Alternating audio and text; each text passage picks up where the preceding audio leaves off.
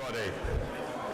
So can I extend the warmest of welcomes to you all, in particular the people from outside the department, from other bits of the University of Cambridge, even beyond that.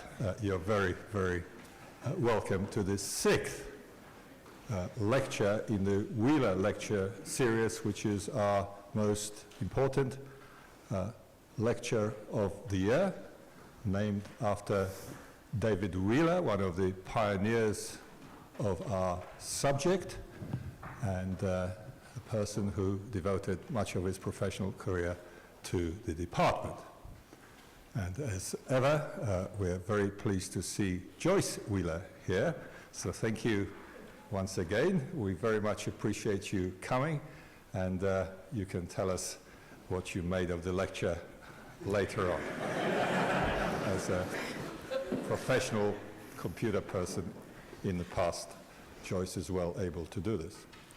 And we've had the good fortune of having very distinguished speakers here, namely Bjarne Strustrup, Tony Hall, Jeanette Wing, Butler Lampson, Andy Herbert, and now our speaker today, Angela Sasse. So Angela is Professor of Human-Centered Technology in the Department of Computer Science at UCL. But an interesting thing I noticed in her bio is that she did a MSc in Occupational Psychology, followed by a PhD in Computer Science at Sheffield and Birmingham in turn. The talk today, Can We Make People Value IT Security, takes advantage of that background and includes an industrial, or in other words, a practical perspective in use in many places. I note that one of her early papers, Users Are Not the Enemy, is one of the most influential papers in the field, and I commend it to you as a rather good read, which improved my mind, I must say, and that was written some while ago, so great foresight there.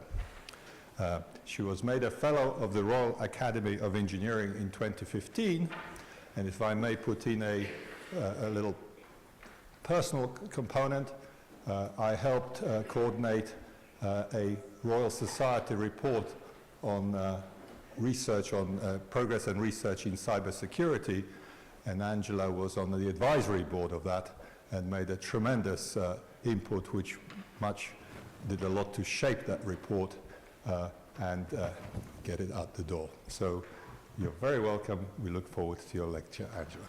Thank you.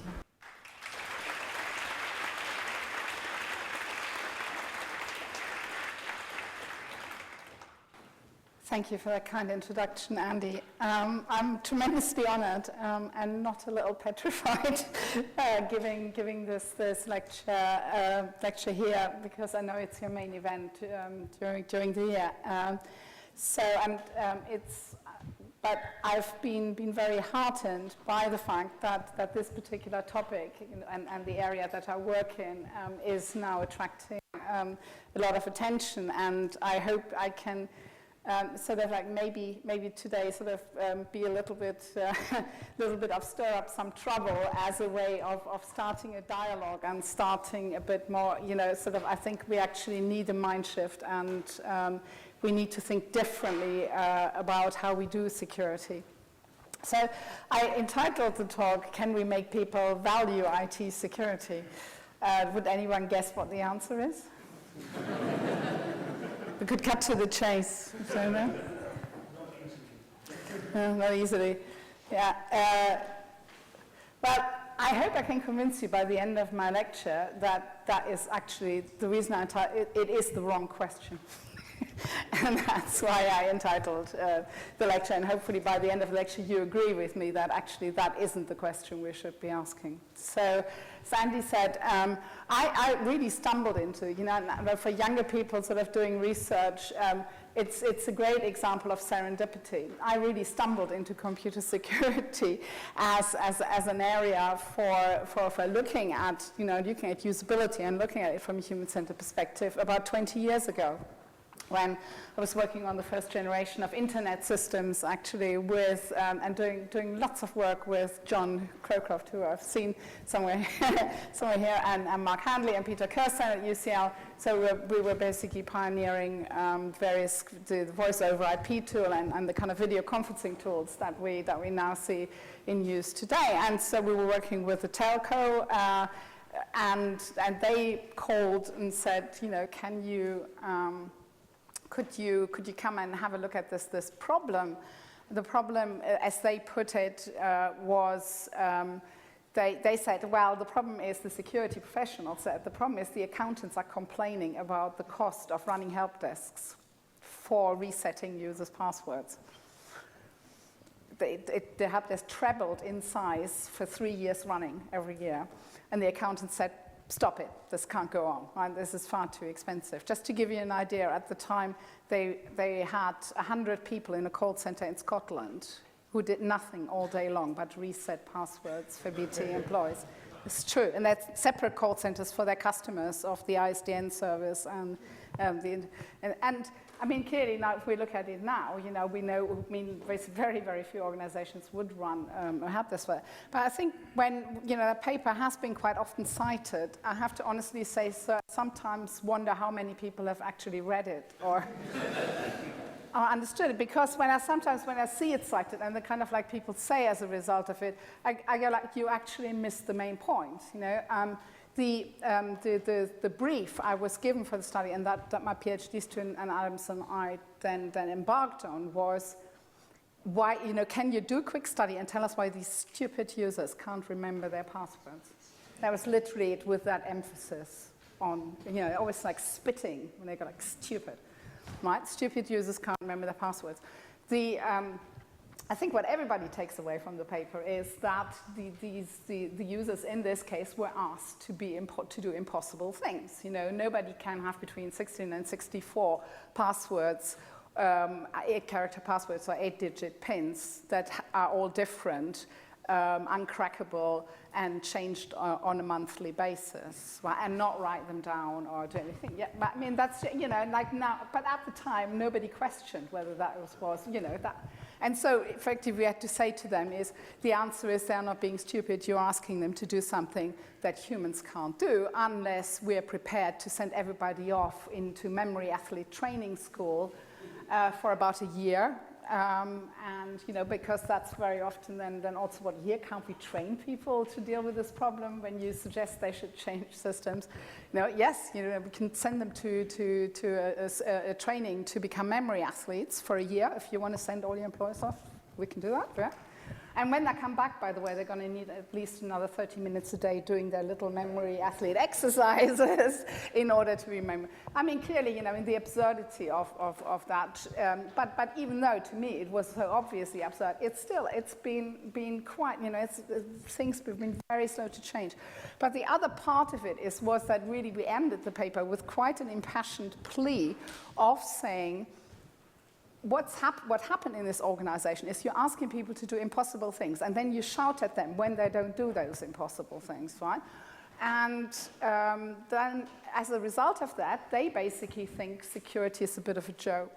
It's not something they take seriously. It's just basically people at Barker, like you clearly can't take them seriously. And I was describing that, what we were describing was this downward spiral of actually what the security culture of the company, that really, these two camps were fighting each other. And I would argue that if we're trying to keep organizations secure, keep our systems secure, that's the last thing you want. If the good guys on the inside are fighting each other, you're only helping the attackers out there. And I think that's a lesson that I really want to emphasize in today's lecture, is that's the shift we need to really achieve, is we need to move on from just blaming each other. So I think 20 years on, you know, there's really some sort of like points which are, you know, which I would call, you know, that everybody ought to know. You know, if they're putting security into a system, designing something, is they ought to ask themselves who is going to use that. You know, what's the context in which they're using it? You know, what's the main job they're doing? How many other security mechanisms do they use? What do they look like? You should ask yourself some basic questions. And I think every security designer should know that complex systems cause mistakes. You know, unless you use a complex system all the time and very regularly, and you become very, very skilled and routine. That high workload security, the disruption of user activity and conflicts with primary tasks always lead to non-compliance and shadow security practices. So if you ask, like, so what have you been doing in the last 20 years? I've been spending a lot of time in organizations that call me in, or where some friendly third party has suggested I might be able to help them. They call me in because they say they know they have issues with compliance, that they have a whole bunch of security policies, but staff don't follow them. You know, and they're saying, well, you know, if the auditors find out, or if the regulator finds out, we'd be in deep trouble. But also, of course, if the policies aren't being complied with, you're not getting the protection out of your security measures that you assume. And so, you know, you are being vulnerable. It's very interesting that actually what you observe is when people don't comply, it's not that they go like, out of my way, I don't care, right? Go. That's often how people are portrayed and painted, but it's not. You actually find that for the risks that people understand, they will do the best security they can think of, that they think is doable, and that they think manages that particular risks adequately. And what then happens is, if somebody says, like, you know, oh, I can't use the access control system, you know, I can never get the configuration right, I can't get, you know, or my colleague can't get to the file he or she needs, so I'll go, you know, but I have the right settings, I can get in there, I'll take the file, I'll email it to him or her, but of course I will put a password on it, right, when I email it. And what you then get from the security people as a response to that is like, oh, that is, of course, that's just nowhere near good. That's ridiculous, you know. That's not proper security. And yes, it is, of course, when you look at, you know, so to the users, they're thinking about the confidentiality of the file, but for instance, they're not aware of the version control benefits and the audit trail benefits that you derive from keeping file and access control systems, right? But instead of like just going, you know, you're being very stupid, I mean, maybe we just need to communicate better about what actually the security protection is that these things offer, and ask ourselves, you know, whether they are sensible. So, but I would actually also say that, you know, some things have improved. I mean, most notably, we have a lot better alternatives for authentication now, and you know, it's been sort of no more need to have lots and long of complex passwords. But there's still many security measures where I look at them and I think, you know, they're draining a lot of time, or they're very complex to use. But also, I think the other part of it is, if you look very critically, you have to ask, like, should you even, you know, even if you're not asking for a lot of effort, given the security you're getting from this mechanism, should you, you know, is it actually decent to ask for any effort?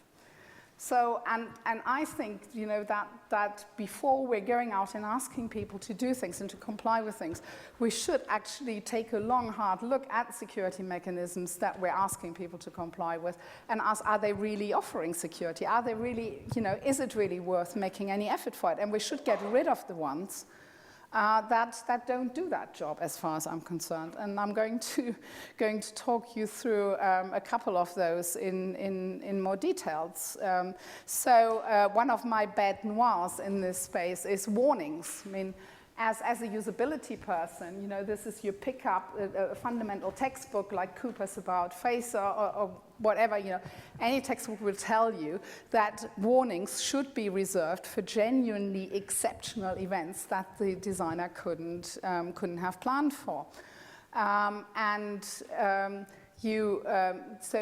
what we're seeing is, you know, these boxes popping up all the time, and if you look at, what security are you getting from it, until very recently, the false positive rates associated with these warnings have been absolutely staggering.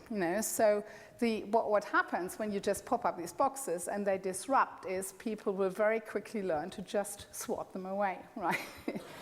And arguably, the Microsoft user interface design had already done a pretty good job of habituating people to swatting boxes. But with the introduction of SSL warnings, this really then went completely out of control. So you get like all these warnings popping up, and it's like from the point of view of the user, it's like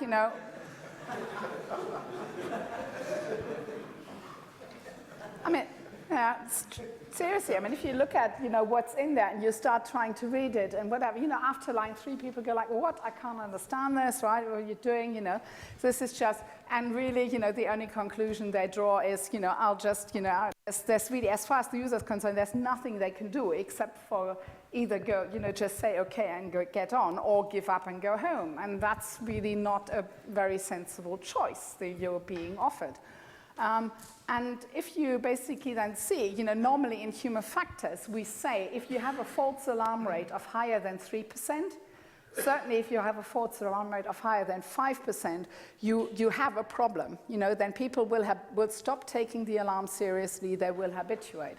So what did we have with HTTPS warning? We had a false positive rate of 15,000 to 1. Right, in this study that was done in 2013. And that is just, I'm going like, that's just way beyond, we should have never really, it's a mechanism that it was in that form utterly dysfunctional. I think you would agree, right? If you had like a sort of like an audio alert that would tell you things that was that wrong, you would, you'd basically throw it out of the window, right? Even if it was getting anywhere, anywhere near 10% or 15%, most people get rid of it because they find it more annoying than useful, right? So, however, what then, there's still been a persistent train of work, and I got really angry. I got a lot angry actually last year when, at the big usability conference, it's called CHI, Computer-Human Interaction, and that's really where, basically things are supposed to be presented that make things, that people want to use and can use. And I had 2 papers in there where they're basically, the first one was basically talking about these SSL warnings, and they conceptualized the problem as people don't pay attention to these warnings. And they ought to. And I'm going like, what? You've got a tool with such high positive rate, but you think the problem is that arguably that people are doing the only sensible thing in that situation, right? You ignore it, you get on with things. But no, we are going to disrupt their activity. We're going to demand time and attention. They should pay attention to something that's not particularly relevant. And so they said, that we made the warnings as usable as possible, and damn it, the people in our field trial still didn't, still clicked the boxes away. So we now clearly need to move on to what they call opinionated design, meaning we're going to hide the OK 3 levels down. So, you need a lot more clicks to get to it, and we're going to make it look really horrible, and we're going to make the, this could be scary kind of stuff look really nice and well designed, and maybe then they will do it. And I'm thinking, like, you are supposed to help people, right? You're not supposed to make them do something strange. Arguably, with apologies to some people who are involved in those papers, but, I was also thinking, that they showed that habituation can be stopped. So we know that basically people think something isn't relevant, they habituate, and then they click it on. But you can stop that by basically changing the warnings every time. So if you make the boxes different sizes, change the coloring, change the text, change the order of the text, and so on, you can get, whereas normally after 2 false warnings people habituate, you can basically make that a bit longer. And when I basically said, I don't believe I'm seeing this, or one of my friends commented, and after the 13th attempt, we shall deploy electroshocks, right? So now I have to say, it's like things have changed since then. And there have been, I think there's been an acceptance that tools with very high false positive rate are just not, not the way to go. And been great work, I mean, partly by Google to get the by at the very Adrian Porterfeld, who I was being rude about here, to get the number of false positives down.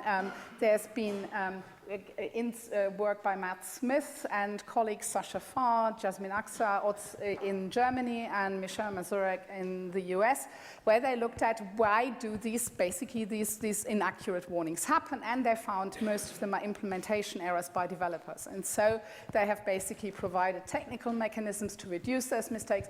They have done very straightforward things, such as go through code examples in GitHub and Stack Overflow that a lot of developers pasted and corrected them to make sure these implementations would happen. And so gradually, we're now getting them down. That's a better way of approaching the problem, I would argue. My other bête noire is CAPTCHAs. Where, there is, I think, there's a fundamental dishonesty in saying to people, this is good for your security. Let's get real. The security problem is one that the service provider has. Yeah? Botnet accounts, signing up various things. I have this security problem, but I'm going to make every genuine human being prove they're human as a way of managing this problem. Right? So you're basically dumping, and that is the kind of mindset that I think we need to get away from. Again, I mean, people, there is sort of some studies that would tell you, oh, people can actually deal with it, quite like it, but when you try this for real, out in the real world, you very quickly see that people don't put up with it. So all our favorite people, our favorite budget airline, Ryanair, their security problem was screen scraping, right? They didn't want to appear on price comparison websites. And so they said, I'm going to put the capture on to see it's a real human rather than a machine that's just scraping my site. And they tried this for a few months, and then they very quickly took it off again. When your bookets plummet by about 40%,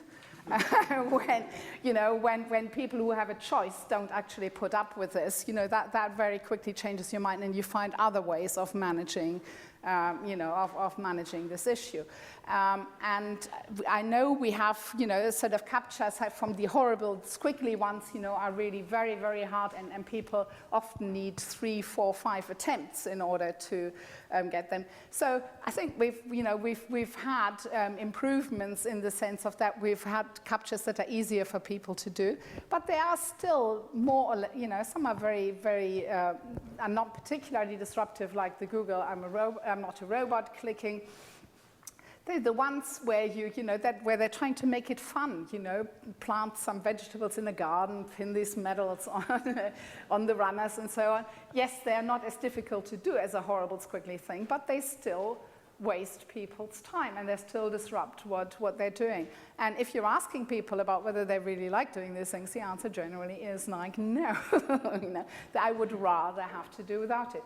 And I think it's quite noticeable that many companies that were born digital and have large customer bases actually don't manage to without them, or by using them very, very rarely.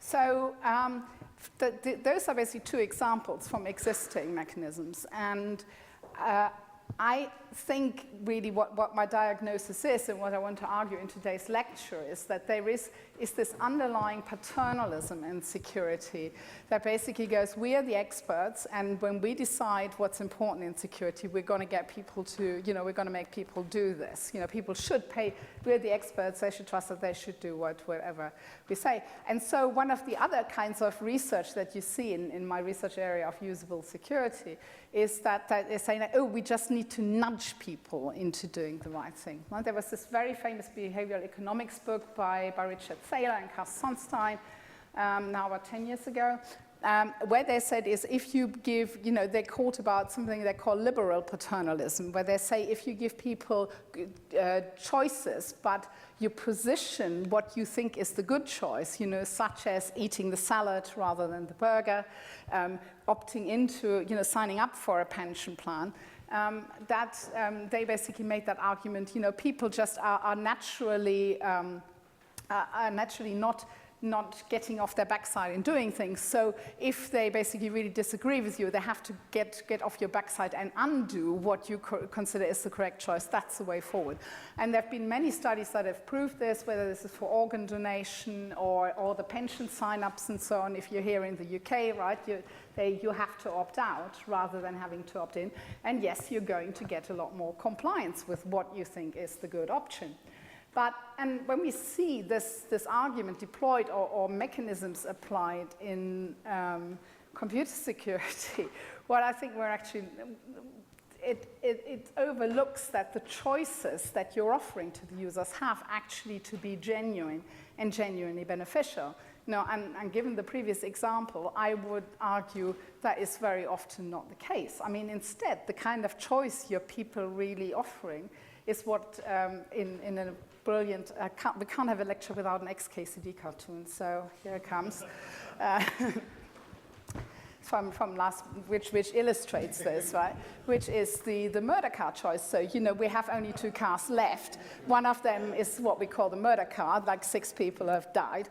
The other one, the GPS is stuck and it's trying to tell you how to go to Seattle. And then the user goes, okay, how hard can this be? I'll take the car, and then they return, shortly later and say, we'll have the murder car, please.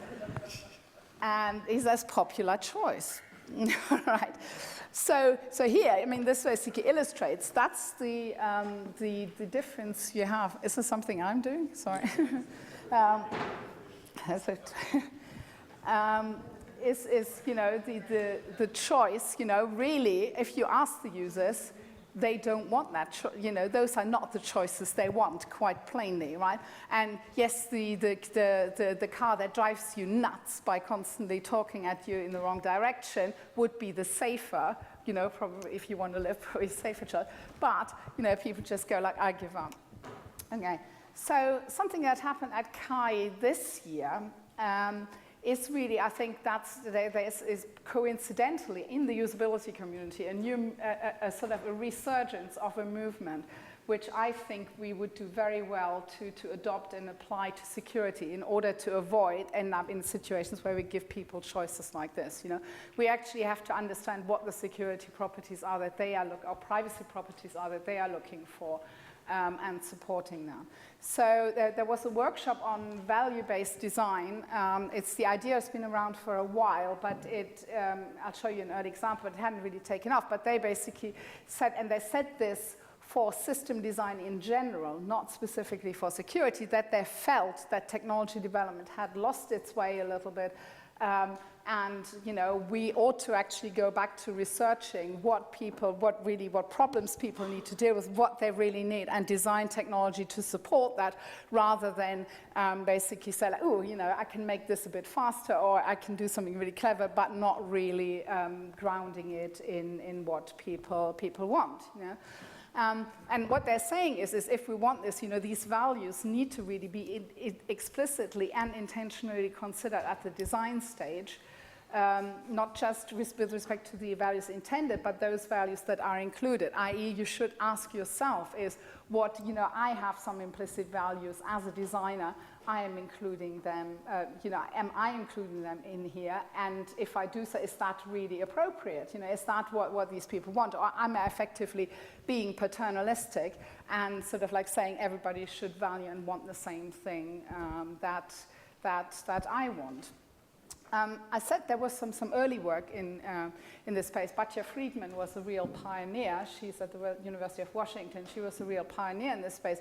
And she said that in security and privacy in particular, we should have value-based design. And she and Ed Felton and a couple of other colleagues basically developed this framework, and then they developed the cookie watcher in the Mozilla browser, where they asked people of what are you really worried about when you're browsing online, and then tried to give people a mechanism that supported that. It's very interesting that when it comes to meaningful consent, they set out these 6 principles, and well, you know, when you sign up to various services or people are participating in things, you know, allegedly they're always saying we're getting consent from people, we're getting consent. But I would argue that those principles are still today largely not followed. So the information isn't accurate, and it's certainly not something you can comprehend, you know. So it's also the idea that it should be minimal destruction and get in the way. So what, an iTunes agreement, 52 pages? Even if I took the time to read it, I also need to take out a few months to get some legal training, because otherwise I can't really understand what I'm agreeing to, right?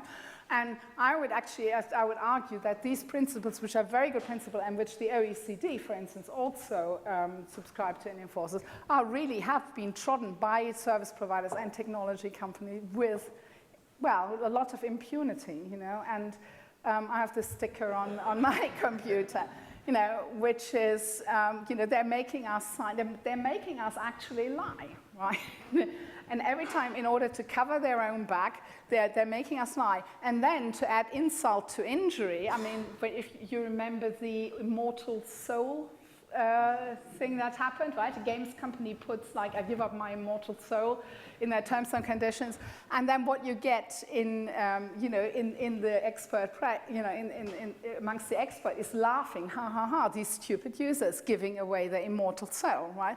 Instead of actually facing up to the fact that this is a fundamentally unworkable and unfair mechanism, right? This does not consent, but because the principles aren't being adhered to, you either agree or you don't get the service, right? There's nothing voluntary about it. You are being made to do this, right? And that makes me then really mad when basically people, you know, some of the experts say, oh, but people don't really value privacy, right? They just say they want certain things to be private, but on the other hand, but when it comes to it, they give up this information anyway, you know, and so they don't really value privacy, they just say they do because they feel auto. And that's not true. I think we're basically now seeing the end of that. You know, the US is often cited as one of those examples where it doesn't really matter and people don't really care. But in this 2015 study, Churov and colleagues basically found that actually the vast majority of Americans don't feel they've been treated fairly, they're being treated fairly. And they actually said the proposition of free services in return for your data is actually not something they feel comfortable with and they really want to do. So that's, and I would predict that's only going to increase, and eventually we're going to see some counter movements to that, that people will start to basically find industrial ways of faking the data they are feeding forward, finding alternative platforms, opting out and obfuscating. So arguably, I mean, if you wanted to preserve your privacy, securing your communication and using encrypted tools would be one good strategy. And it's not coincidental that the other paper that was the founding paper of usable security, apart from users are the enemy, is Why Johnny Can't Encrypt by Alma Witten and Doug Tiger, where they studied PGP, only, and found that only, despite good instructions and walking people through things, only 2 out of 12 participants managed to complete the task of doing these things successfully. And it's a very important paper. It explains a lot of the failing in the design. It's really, really good, except for I then couldn't quite understand what Alma did next, you know, because she then said, well, the answer is everybody has got to learn how public key cryptography works, right? And she designed a tutorial which takes a day and a half to work through. And here is actually, but I think, you know, you can see the most well-intentioned kind of paternalism displayed here. You know, she said there's significant benefits to supporting users. You know, they should learn some generalizable knowledge, and somebody who knows that what application is in use, irrespective of the application. One kind of tool protects the privacy of transmission, another one the integrity of transmission, and the third one protects access to local resources. And right, I think it's quite telling that as she ran participants through got them to try it, there's a footnote in there where she said, when presented with a software program, users often complained during the first 10 to 15 minutes of testing that they would expect that sort of thing to be done automatically, handled invisibly. But as the exposure to the software, they generally cease to make that complaint. I think here's another demonstration of fundamentally mistaking what the users are saying and doing as consent, right? That didn't mean they think this was a good idea. They were going like, okay, I'm complaining, clearly nothing's going to happen. I got paid $50 to do this thing, so I'll shut up and carry on and finish this. But will the same people go and adopt encrypted technologies out there? No, they're not going to. And I think, this kind of like clearly overruling of what people say, they want or don't want, and saying, oh, but I know better, that is just however well meant it is, it's an example of paternalism, and that's what we have to get past. I love this quote, basically people do want to protect themselves, but they don't want to join a crypto cult. And really, this is one of the most fundamental challenges we face, basically putting this technology in the hands of users and getting them to adopt it. I know several colleagues here have been working on this, and there's also been, particularly about very, very smart people who are developing, for instance, secure chat tools, and they're complaining, that people aren't taking them up, and they're not using them. And so one of my PhD students interviewed 60 people who had downloaded and started using tools, and then basically out of those 60 users, 50 had stopped using them. So they downloaded at least one, most of them had downloaded 2 secure chat tools, started using them, and then gave up. And we thought, like, that's actually interesting. They should be able to tell us, what the sticking point actually is.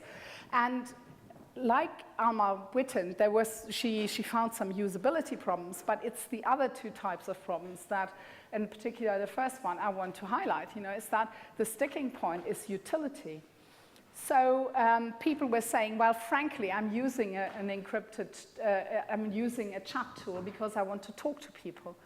And if I use one of these secure gizmo thingies here, most of the people I want to talk to don't have it. They don't have it, and I can't persuade them to adopt it. And some of them might adopt another a second tool or so, but really then they all fall back and they revert to using the insecure chat for everything. Because the proposition of the secure chat tool is, if this was a car, the proposition would be, it's really secure, but it doesn't go to most of the places you want to go. Right? That's what it looks like from the user's point of view.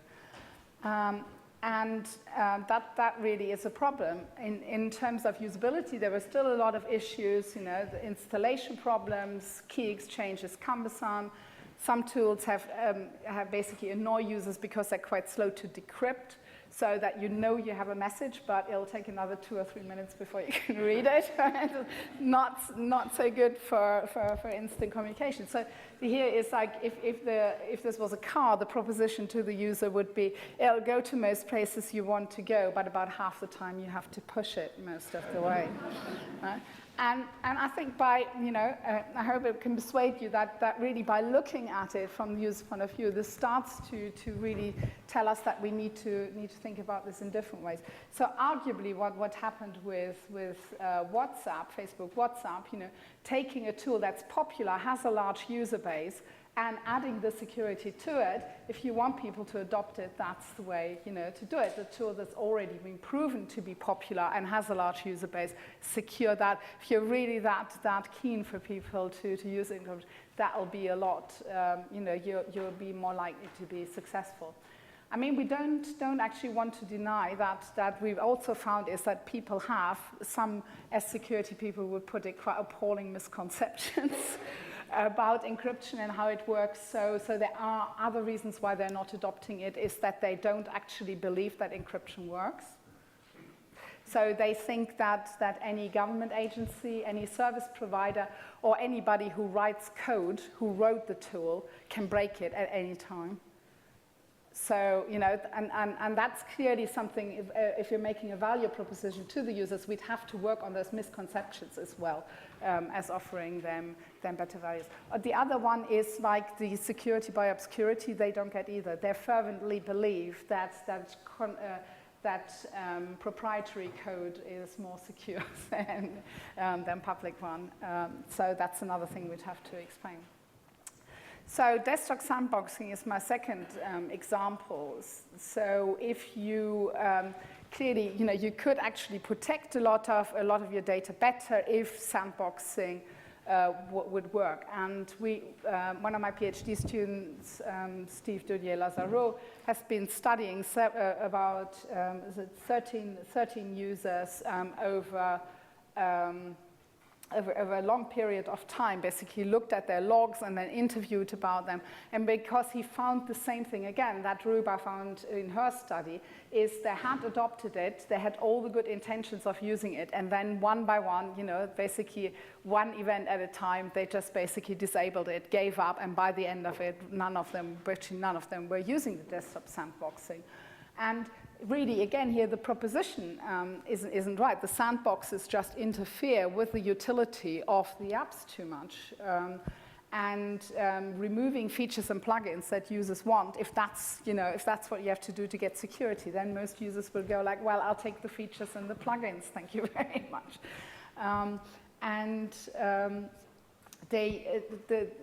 The experiences colored them, you know, and actually the most technically savvy users were the ones who disabled earliest and most. So developers, people with security knowledge, were the ones who gave it up.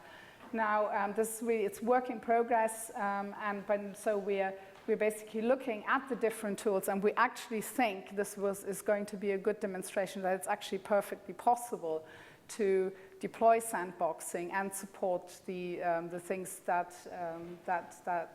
basically support the different things that people want to use. But at the moment, it's definitely not worth the price, because particularly also it didn't deliver the actual security requirements people had. So what people said is, I want to keep my work data and my private data separate. And they said, I want separation within applications because I have different clients and I want to keep my different client data separate. Sandboxing doesn't offer that to you. And once you see it from their point of view, then it's actually quite sensible. And you go like, it doesn't really give users the utility they want. So yeah, it's early experimental work, but we think with the support that we're working on, we can get it to be much more usable than the Windows sandboxing mechanism and more secure. So if you're interested in that, contact me. So the final bit I want to come to is that sometimes, I mean, I think the security is it's often less than benign. Paternalism. So we're imposing things on users, and it isn't. It's not really helping at all. It's going completely counter to what they want. So Roger Needham, in his final lecture at the Royal Society, raised this particular case. You know, he said not only in security is it the case that an ordinary person has a problem and a friendly mathematician solves a neighboring problem, not the one they actually want. An example that is of interest here is the electronic book. We have a pretty good idea of the semantics of the paper book. We can go and buy it. We can lend it to our spouses or to a friend. We can sell it. We can copy legitimately small bits for our own use, and so on. But the way, and he then talks about mathematicians allowing themselves to become handmaidens of corporate interests by allowing themselves to basically deploy these mechanisms when, we would like to really be able to use electronic books and be able to copy things, out of it. But that is basically, nobody's even, that was just a non-starter and wasn't allowed, even though proposals, for instance, for micropayments, there were very credible proposals for that. Ted Nielsen, for instance, made one, but that just wasn't, regarded to be as as an important thing as far as the system owners were concerned. And so just what the users actually wanted in the space has been completely ignored, you know. I don't know, you know, I still get angry, you know, annoyed every time when I see something in my ebook, and then I have to like go and muck around and things like that. And you know, I think he actually had a really good point there. And you know, once users get wise to this, I think they might sort of start pushing back. I think, so also what's really not benign, but outright nasty, is the demonization of users that happens, and it is so habitual and so ingrained in the tribe of security experts, I would argue, you know. But that really doesn't help. Is if you practice this kind of ritual demonization, you know, you're of course not looking at their perspectives, and you don't take it seriously. I mean, this is just one example I found in a LinkedIn group, one on security awareness, right? Which is basically, which I would describe as a bunch of people who think their job is to act as a megaphone for security policies and just keep shouting it loud at people. You know, so basically somebody says, you know, what's the biggest vulnerability nowadays, spelling, in organizations? And I kind of like, I thought, I think I know what's coming, right? And it was like people, employees, you know, Homo sapiens, you know, human factor, and it goes on and on. Even though I did wade in quite early there, and I said, look, guys, you know, bad technology, unworkable policies, you know, security specialists who just blame people. It just went on, you know, no, you know, basically, you know, and then, oh, but maybe we can train people. Oh, that one again, right? You know, training is not the answer to, you know, to these problems, you know. But it just went on and on and on. And really 90% of the answers basically is people are the problem, users are the problem, you know, there's nothing wrong. You know, a very, very few individual comments said like maybe there's something wrong with some of our technologies and so on, but not that. So, and I think that really, you know, really has to stop. So the question is, how do we move on from here?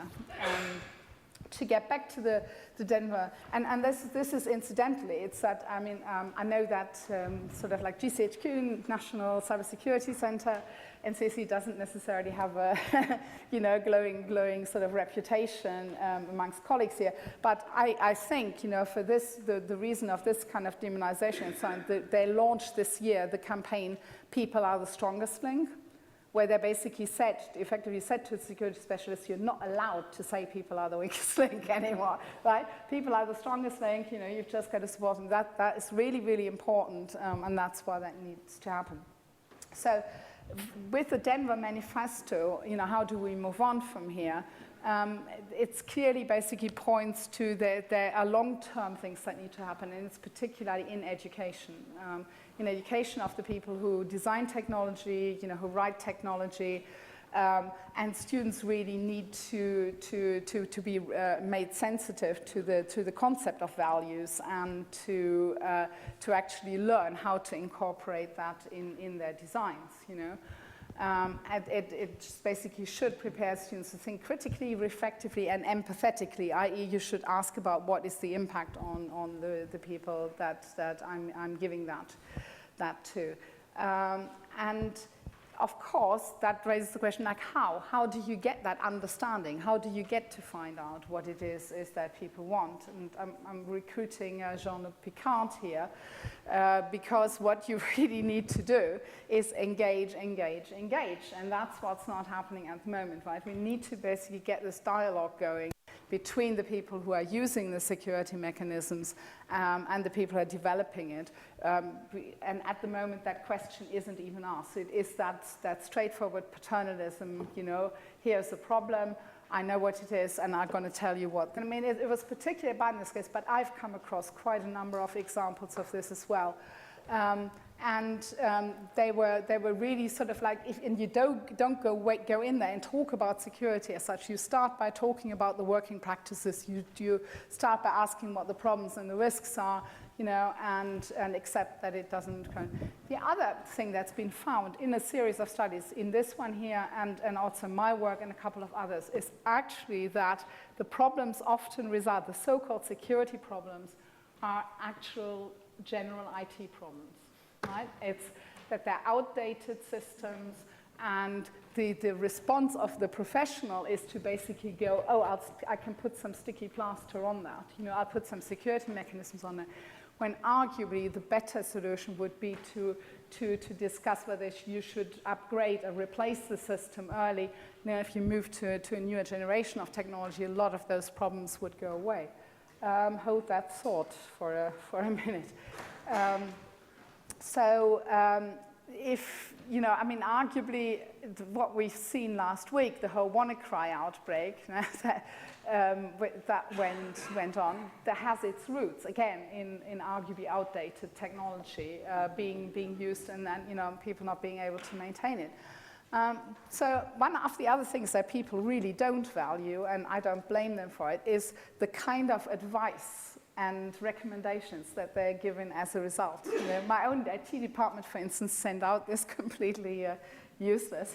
We urge you to be vigilant and not to open emails that are unexpected, unusual, or suspicious in any way.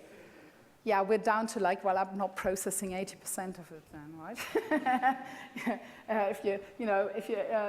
Please contact your IT support immediately. Yeah, they'll be, how many hours will I have to wait? It's just utterly unrealistic advice, And then sort of 4 days in, the City of London police basically thinks they have to dispense some advice where they, literally, basically send something with an attachment called ransomware.pdf to, right?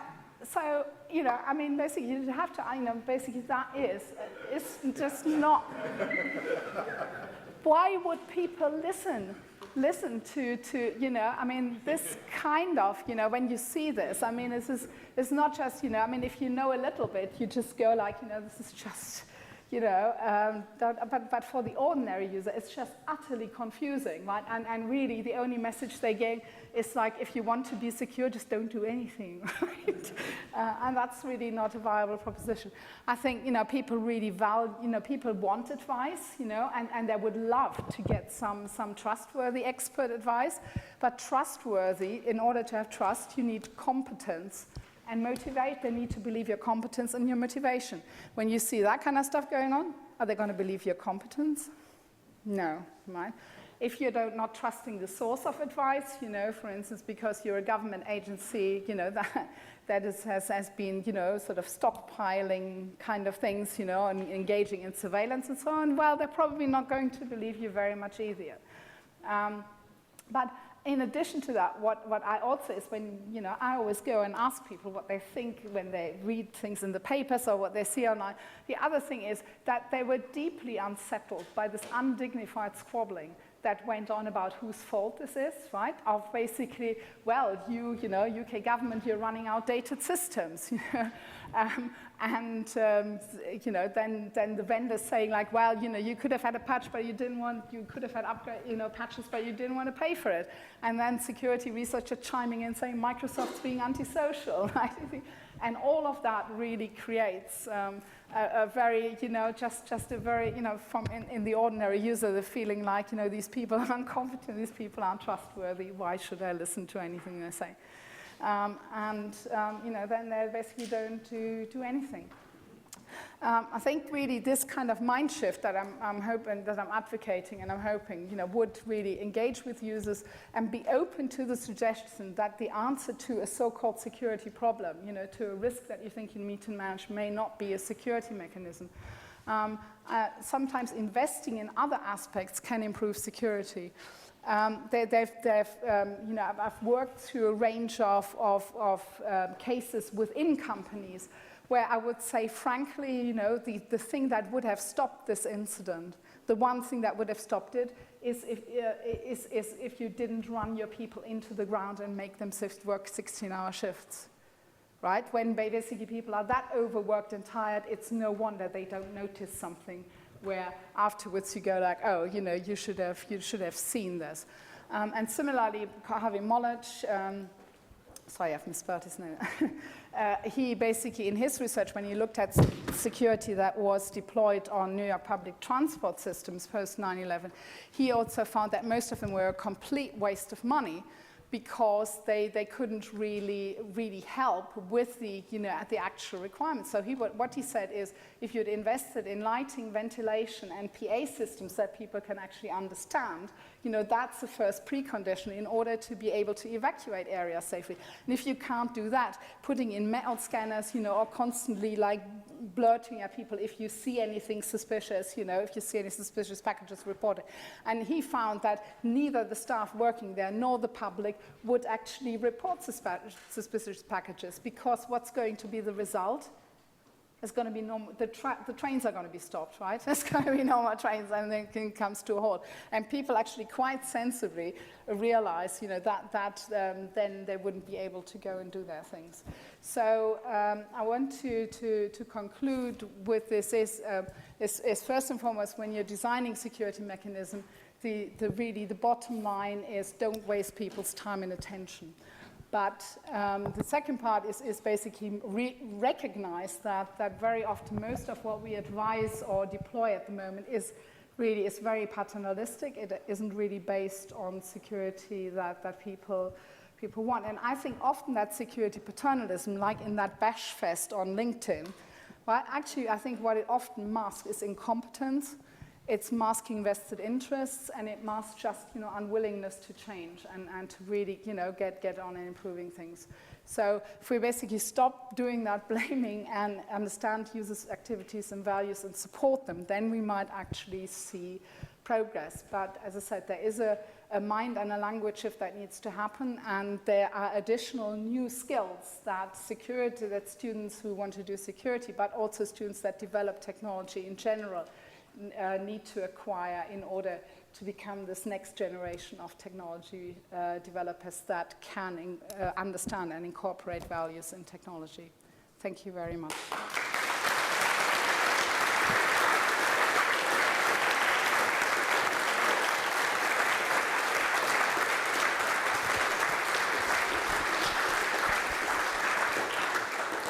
Right, folks, there's a roving microphone for the recording, and Brian, if there's a hand up, gentleman, just on your right.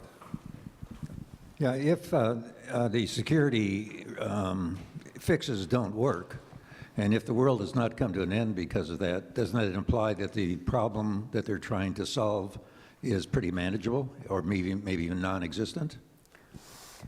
I think it means sometimes, I would argue that, for instance, in the case of the security warnings or so, yes, I mean, the problem has certainly been exaggerated out of all proportion. Right? But in other cases, it may mean, yes, it may, but people are pretty people adapt, right? Their natural inclination is to muddle on and just try and make the best of things. And I think that is often, they will manage, and we'll see people doing shadow security. We'll see them actually even taking the risk of being sanctioned or dismissed for ignoring policies because they want to deliver on their main job. But I think that, again, is very unfair because they're ultimately paying the price, and they're laying themselves open to, to blame and accusations. So I think if it's not coming, if the world doesn't come to an end because the fixes doesn't work, it may sometimes be because the risk, or because you just get lucky, because the risk isn't that severe, or because people have just, found a way of sort of like making it work, but often at a terrible price. Does that make sense? Was that what you were asking? It's just that it seems that the problem here is that people who are paid to fix the problems. Therefore, they're paid to find problems to fix, because otherwise you're out. Yes, I think that is also, and that's an argument I've actually heard from, particularly from when you speak to sort of organizations which are, which have a business, but which is not necessarily a technology center, that they often feel that they're being sold things, that there's Bruce calls it FUD, right? There's basically FUD being created, and then somebody sells you something to make you feel better. I saw a hand up here, and then Larry will be next.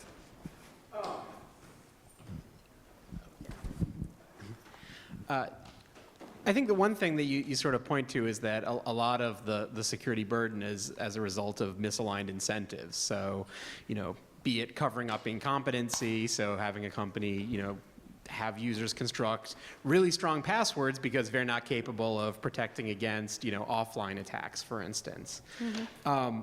What's the solution then, since this seems to be, an economic problem at that point? So is regulation the problem? I mean, is that how you realign the incentives? So I think part of it is, and that's why I value I'm very impressed with the work that the people who have been working with developers, for instance, have done. Finding a way, because they're very often, when we listen to them from their point of view, is they go like, yeah, but I'm under pressure to deliver, right, and I'm not really being given the right tools, and I'm just forced to copy and paste that stuff, and so on. So by working constructively with them, you can, I think, so sort of by working with, looking at the different stakeholders and changing the incentives for them, clearly that would be one way forward. Naming, if it's really gross, then I agree that naming and shaming maybe is the thing to do, and I occasionally do that, and my colleague Stephen Murdoch, who all of you know here as well, we basically we very often do that when it comes to bank security or the kind of terms and conditions they put on them. Yes, sometimes you'd have to basically name and shame them, get the consumer advocates behind you to start putting pressures on people who just do what's convenient for them, and then, to do that. Yeah. Larry. Hi, thanks. What frustrates me is that things don't seem to change. 40 years ago, I attended a talk. Well, it wasn't about security, but it was about problems with employees making a lot of data entry errors, and they tried very strict discipline, and nothing helped, and so they got in a consultant, and it turns out they're having to type in 40-digit serial numbers all day. And the guy said, why don't you put spaces in the serial numbers so that they're, memorable chunks? But today, 2017, and for example, bank account numbers still contain no spaces and also no check digits, and if you make a mistake in a bank account number and you send £10,000, you've lost it. It's unbelievable. Yeah, but that really is, that is human factors knowledge, which is like 50 years old, and if you did physical security or design in industrial environments, that kind of thing wouldn't happen, because they never learn. Because the safety engineer security and would look at that, and they would, basically from their second year textbook would basically know how to look at. There's actually, that's it's a really good point. You reminded me of something that we had a certain level of maturity and professionalism in the design of physical equipment, and when it came to control rooms and dashboards and so on. And when you then bring in the computer technology, you bring in a completely different generation of designers who, nobody ever thought needed to know that kind of thing. Right? It's 40 years later? 40 years later, yeah. I think that's one problem. The other problem, however, I found, I didn't mention this, as a study I did with some colleagues in the US where we looked at 3 organizations that claimed they were doing the right thing in terms of software development, making it secure and usable. And one of my colleagues was a very eminent software engineering professor, and he fell off his chair when he heard or when he read what these people were saying. He said, I've been teaching this stuff again for 20 years, and also these are former graduates of mine, and then they end up, how come they end up and they're saying all these, they clearly seem to have forgotten everything we taught. And that's actually a really interesting point. So my observation would be is that these new technology environments and software development in particular is intensely tribal. And it's basically there is and peer recognition amongst it is, and it seems to be that there's an older generation of people there who go like, I know how to make this work, and they set the standards. And when younger people come in, they're often more concerned about fitting in and getting peer approval than to bring the new knowledge and the new skills they have actually to bear. So we might have to look at that a bit. At the back. Right at the back. Thank you for your great lecture. I work in the area of IoT, and I see something slightly different from what you're suggesting, which is in that space, people work in a particular domain. They want to turn the lights on, improve Yes. lights. And they've realized that they can add new capabilities by slapping a transceiver on this thing so that anybody can access it, and they don't quite understand the meaning of what they just said. But they gain benefit and recognition in their domain. And so right now, the biggest problem that I see is the number of domains that have cropped up. The problem you're going to have is you know, should you have mandatory reviews of those kind of things? The answer is probably, but then the argument is it's going to slow down innovation. I've actually recently, I went to one company, it's actually Bosch in Germany, which has introduced mandatory reviews of all designs and all codes several times during the stage. And I think that is the only way of how you're going to stop that happening. But a lot of people, if you say that, a lot of other companies are going to squeal that they think that's too much of an overhead. Q. Q, and then the gentleman in front.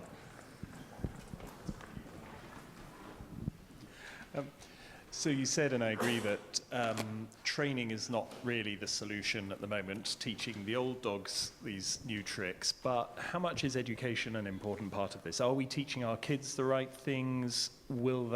Is this a generational problem, or will there be a whole new set of security issues that are going to crop up faster than the educational process can handle it?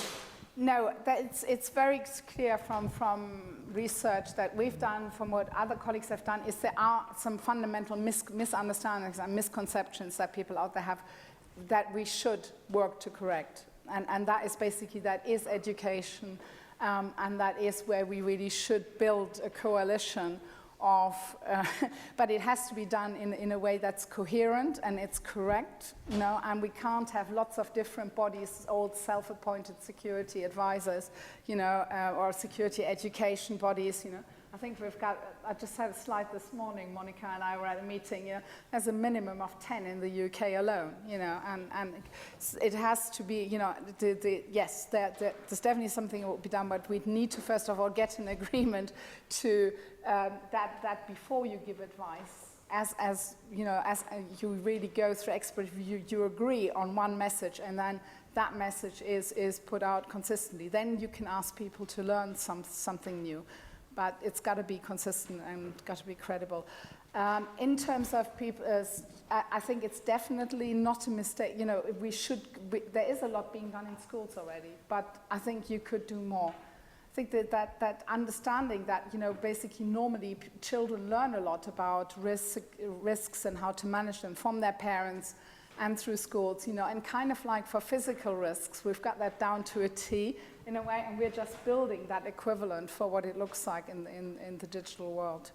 But I think also then we've got to be realistic, you know, you can't basically tell young people they shouldn't take any risks ever, right? I mean, that's just not, you've got to accept that they will experiment and they will take certain risks. And say, what's important is that they understand what the risks are and they understand what the consequences are, but then it's up to them whether they want to take that risk or not.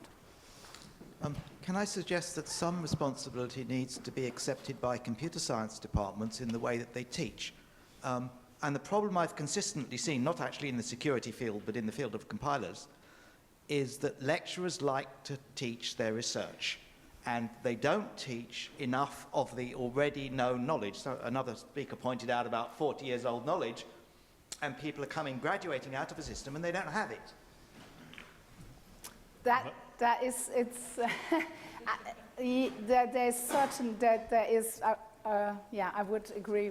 And maybe we need to rethink this, you know, and maybe, I don't know, in my department we are now moving to some of the first and second year courses not being taught by researchers, but being taught by people who are specifically appointed as teaching. And I mean, the second thing is actually another example that came to mind is I did actually suggest, so Intel has a faculty summit in the US where they get security people together. and they ran it here in Europe once as well. And I said, well, the very first thing we should do is to go through our various course materials, go through the syllabi, but actually go to the course material, go through the code examples that are being given.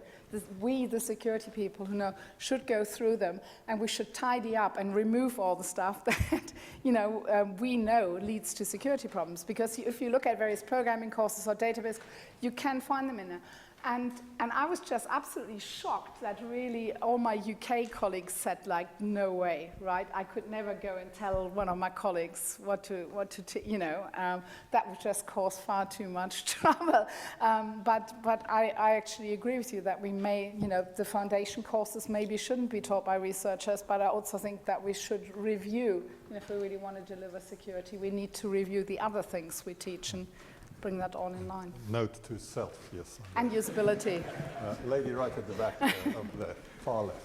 Hi, Angela, you know that I'm in wild agreement with what you had to say, but the reason we don't rent murder cars is because murder cars can't be sold.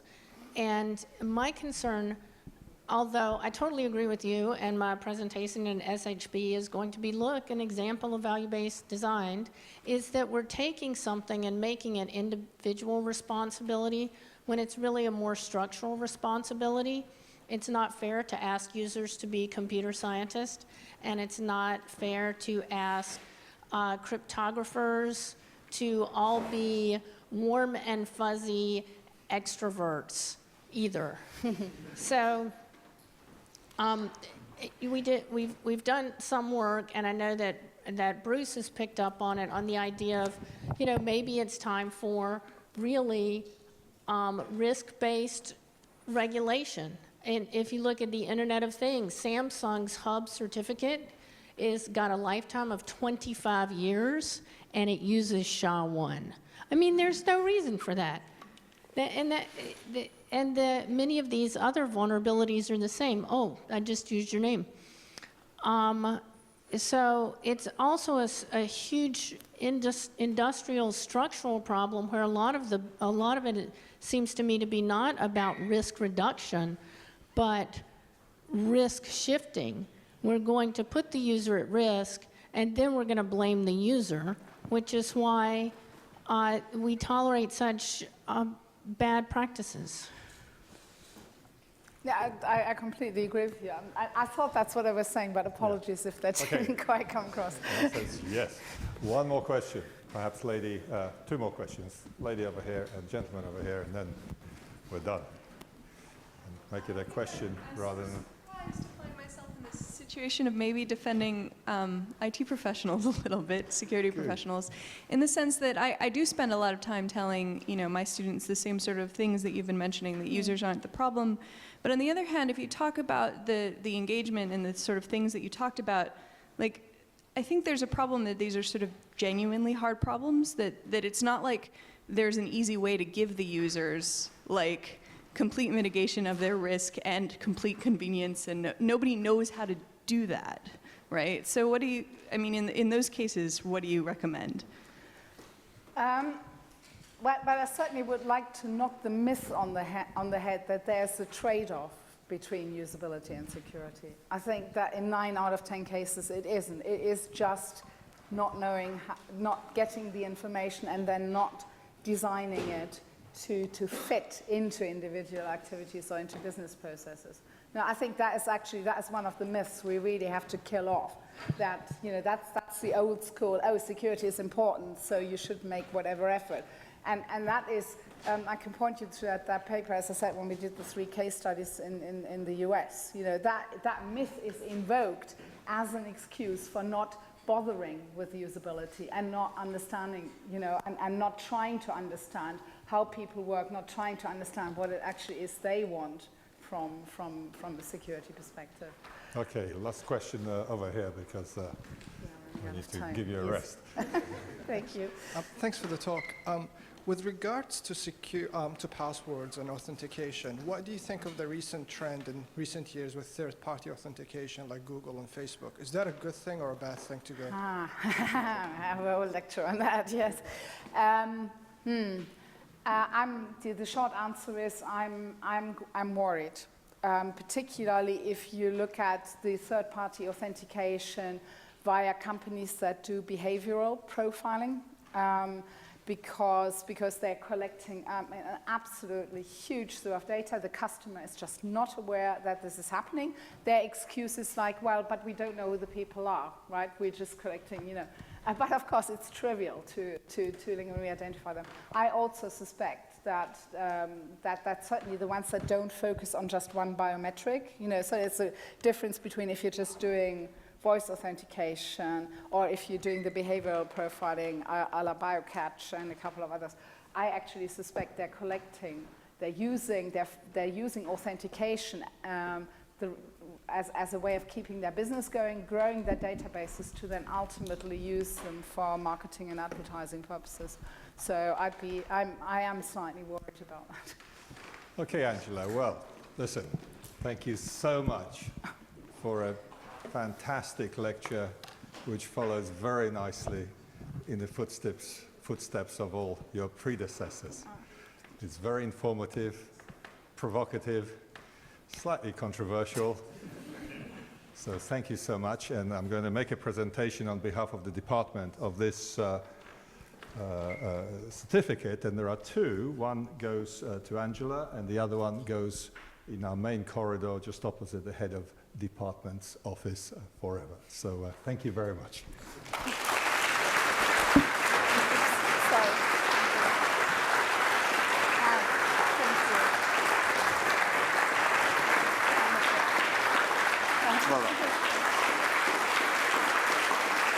Thank you.